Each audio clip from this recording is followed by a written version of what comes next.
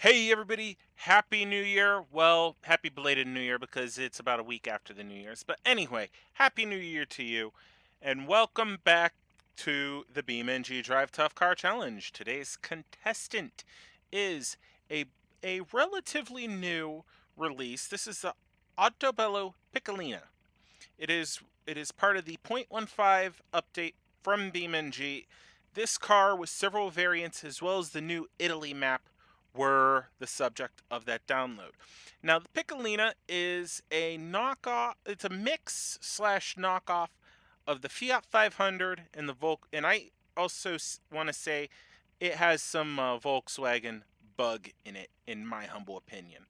Uh, it is powered by a 1.1 liter flat four uh, mounted in the back behind the rear wheels, connected to a 4-speed manual transmission, which is connected to the rear wheels. So this is rear engined, rear wheel drive. The car makes approximately 30 to 35 horsepower and about 60 foot-pounds of torque. So this is a very underpowered car, but it is also a very light car. So this should be very interesting. The slower cars usually end up doing better on the tough car challenge. So how will this little runabout fare? I'm not sure. It's right now sitting here putting away, so let's hop in it and find out. Alrighty guys, we are in our little Piccolina, and it says it seats four. It looks like it might be able to do it in a pinch. Uh, Very basic. You have your speedometer, an oil temperature, and fuel gauge. And yes, oil temperature. This is an air-cooled motor, not water-cooled. Um, the doors are open up in a suicide fashion. Um, Reverse of a normal car door. That little lever right there is how you do the latch. There's your window, and there's your door pull. And well, steering wheel, turn signals, little horn, and you have your gearbox and parking brake right there. So, enough said. Oh, listen to that little puppy purr. All right, we are in first gear. 3, 2, 1. Pop the clutch. And I forgot to take the parking brake off. Okay. Let's try that again. 3, 2, 1, go.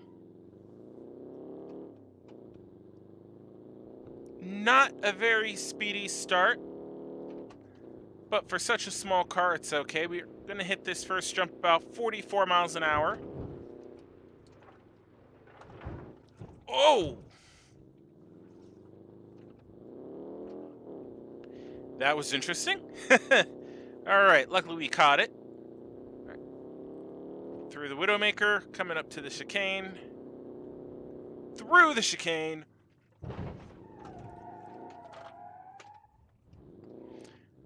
Woo! Heck of a landing.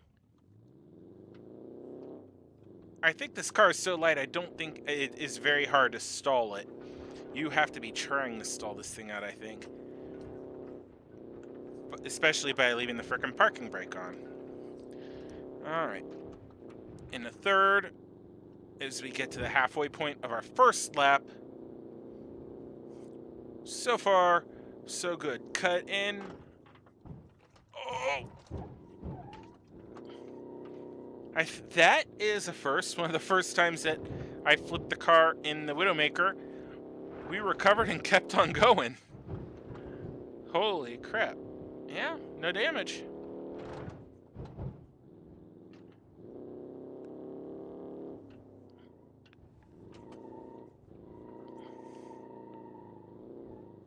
Ooh-wee.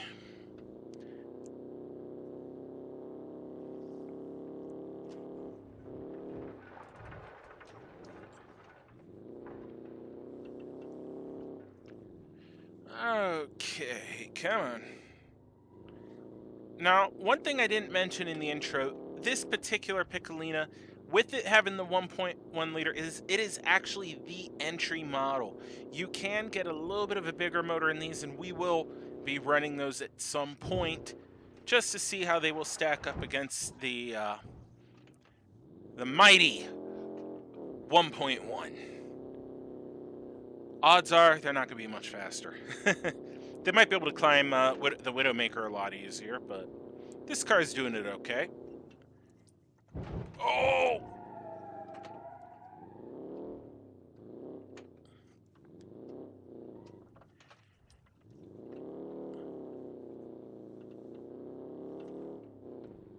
Okay. This is definitely getting interesting. Almost to the 1.5 lap point. Come on.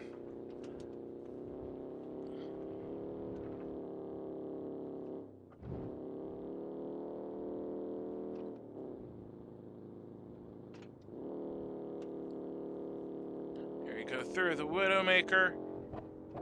Oh, gotta be careful there. We over-revved the motor a bit. We do that too much, we can actually blow the motor sky high, especially in an air-cooled car like this. Ooh. Yeah, that oil is already getting quite warm, so we do not want to... We're going to blow this motor more than likely, but I really don't want to blow the motor early. I want to try to get this thing to last as long as possible for maximum destructive fun. Alright, there we go. Coming up on 2 laps complete. The nice thing about this car, it does understeer a little bit because it is light in the front, but once it starts to go, you just can toss it. You just oh.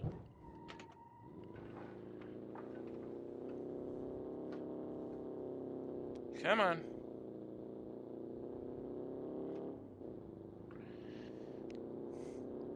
Okay, here we go. Oh.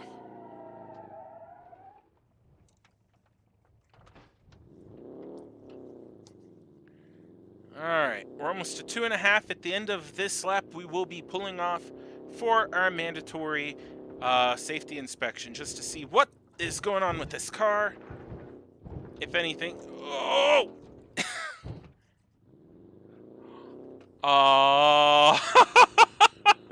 Okay. 2.5. 2.5 laps down. Oh, goodness gracious.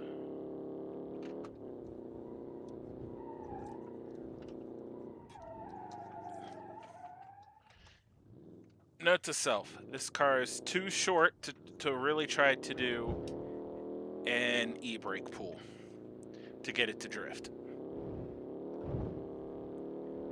Oh.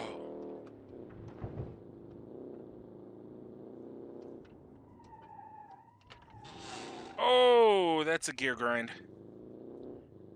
That hurt second gear, but we should be okay as long as we don't do it too many times.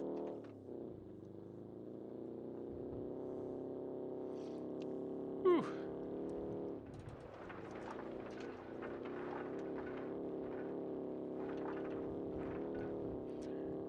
Alright. Time to pull in to the pits. 3 laps complete. Park and brake on. Lights and engine off. Let's take a look and see what's happened to this. Well, guys, the car overall looks to be in very good shape. I mean, it is sitting a little bit pushed towards the front end. And when you turn the wheel, you could see the car's front end dropping down and coming back up in both directions, which indicate we do have a suspension issue up front, whereas I'm going to presume, but instead of suspension being straight up and down, it is now angled. The tires are pushed towards the back just a little bit, just enough that we are seeing that sort of an issue with our steering. Yeah, it looks like it too. It might be a little bent up too. Yeah. Oh, yeah, you can tell it more this side. The tire's pushed in towards the back a bit. I mean, other than that, the car looks to be in decent visual shape. I mean, minus the windshield and the front bumper being tried to curl under. Like, you look from here back, the car looks pretty good. So, anyway, it was running when it came in. It's gonna run it's gonna be able to run when I fire it back up. So let's do just that and keep going. Okay, clutch in,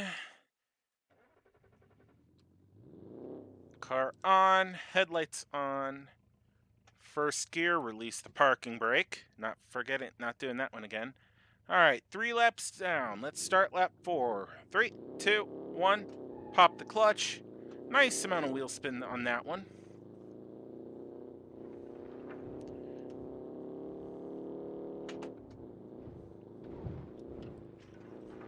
Oh, all right. This lap is already going to be an interesting one. Come on.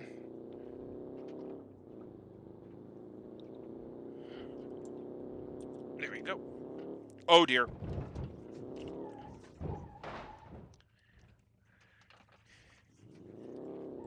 Good thing this is rear engine. If that had been rear end first, I'd have been very concerned. But it's front end first. Oh, yep. That landing damaged the front suspension. She's pulling to the right now. Luckily, just turn the wheel a little bit to the left and I can get the car to turn. Okay, so it's just about a quarter.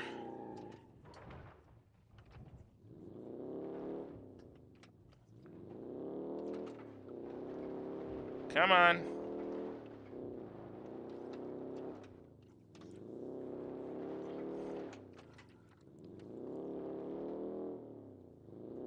Oh, the oil's overheating. Okay, we're going to stop for a minute. Shut the car off. And we are going to take a look at the predicament we've got ourselves into. Well, this is quite the predicament. I expected it to be worse. So it just looks like we are hung up right here. Not going to be too difficult to get out. The tow truck's already on its way over to pull us out. And then, as long as the oil's okay, we are going to keep on going. Um, Actually, do a quick steering test here. Oh, I turned the wheel that way, and the car didn't want to come off. Okay. All right, so we have full steering still, but this side is badly damaged. That is the source of our pull to the right, is that wheel right there. All right, anywho, the tow truck's just going to pull us up since it's already on its way, just to make sure we're okay, and then we are going to keep going. Okay, we are back in the car.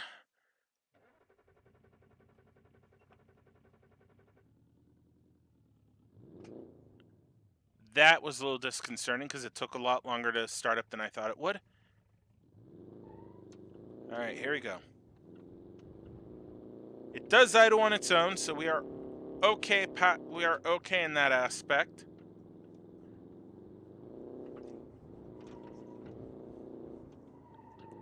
The engine health meter was shown that our oil was in trouble, but oh, there we go. We are okay. Just over. Oh, come on. Just over 3 3/4 now.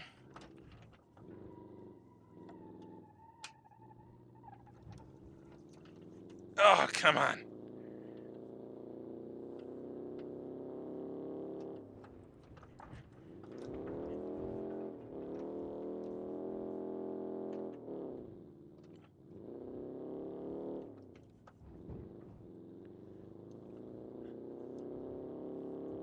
All right, 4 laps. This car is really starting to get sketchy now.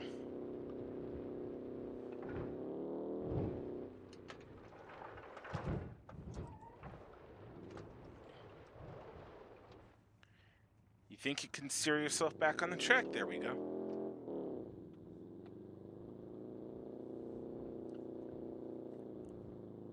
still able to climb. Still able to climb the Widowmaker. That's a good thing. Uh-oh. Oh. Oh.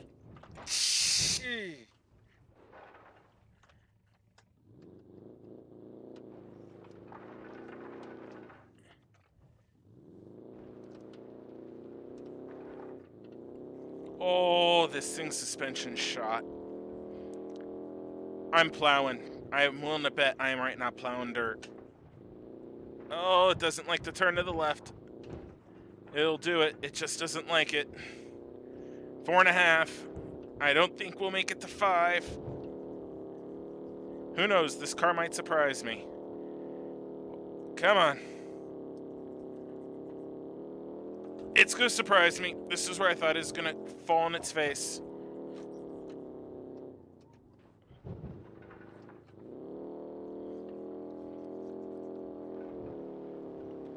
Oh, come on. So close. There you go. Climb it, climb it, climb it, climb it. There you go. Right now, my foot is just floored on the accelerator. We are going to have to pull off because whatever happened, it was very, very bad. Oh, it's fighting so hard.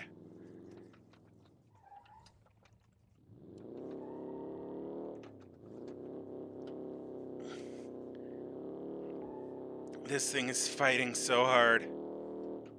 Oh, there goes the oil temperature. Oh. Oh. It started. Oh. Since it's air cooled, once I get to a certain point, it starts to dissipate. Oh, come on. Okay, parking brake on. Yeah, we shut the engine off. Holy crap. Let's hop out of this car and see what has happened to it. Well, guys, I was not wrong. We were not dragging, but we are so close. Just look down there. Oh, our steering rack's done. Look at that. It is turned almost. Yep, now that's when we drag. Oh, our steering rack has turned a good almost 90 degrees. I want to say that's turned about 40. The car could still kind of figure out which direction you want, but that's just barely. It's now shimmying. Oh my gosh. We are at 4 now? We were at 3.5. Came around. No, we were 3.5 there, came 4. Okay, so we just finished lap 5. Holy crap. The car's still good to go. I'm going to clear it for another lap. But oi, it's not it's time's numbered, so let's send this thing out. Oh, and just send it. Okay, the whole car is glitching out right now. This car's on.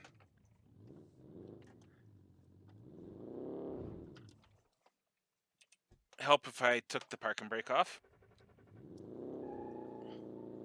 Yeah, if I'm very careful, I can figure out I can kind of get the car to turn, just not very well. I am going to be fighting this thing so hard. And the engine oil is so hot that I have to actually go above I think I have to go above 20 mile an hour for the engine not to overheat any farther than it already has. Come on. It climbed the Widowmaker. Oh, this is gonna hurt. Oh!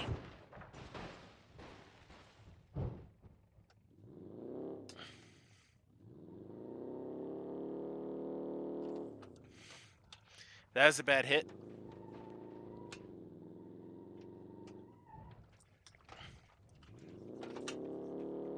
Oh, it doesn't like reverse. It does not like reverse.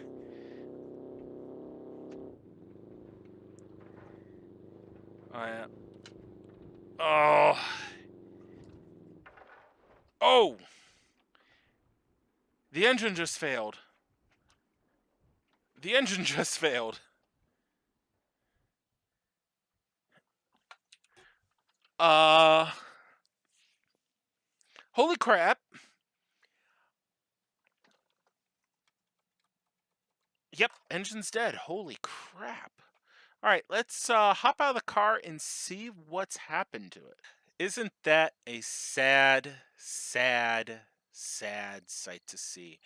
I mean, well, you guys just caught a glimpse. You could see how far that wheel's shoved up in. Oh yeah, we are at almost 90 degrees steering. Uh, Now it's like almost 90 degrees.